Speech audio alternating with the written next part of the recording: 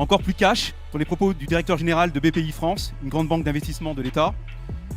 Donc ce directeur général, Nicolas Dufourc, explique au sujet du financement du budget de la défense de la France, donc je vais citer, la dette, ça sert à financer les investissements, des canons et des centrales nucléaires, pas le Doliprane de ma mère.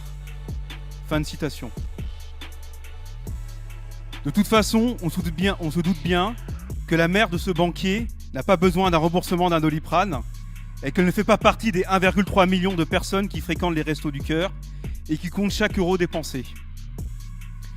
Pour réarmer la France, pour ce banquier, il faut en finir avec la vie de loisir des jeunes retraités qui ont entre 62 et 75 ans. Il les qualifie de faux vieux. Alors je vais encore le citer. La France a décidé de consacrer à cette période de loisirs de ces faux vieux, qui sont en fait de vrais jeunes, beaucoup plus d'argent que les autres pays européens. Et ça, on ne peut plus se le payer. La France dépense plus que les pays européens dans sa retraite. Cet argent, il va falloir le mettre dans la défense. Fin de citation. Alors il ne dit pas s'il veut envoyer dans une usine d'obus sa mère, sûrement une fausse vieille, une vraie jeune, mais on doute aussi. Ouais, les bourgeois, ils sont ridicules aussi.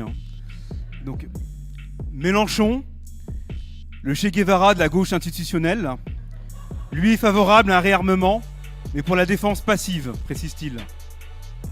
Il faudrait que le matériel militaire soit réversible pour une utilisation civile. Alors qu'est-ce que c'est que ce charabia?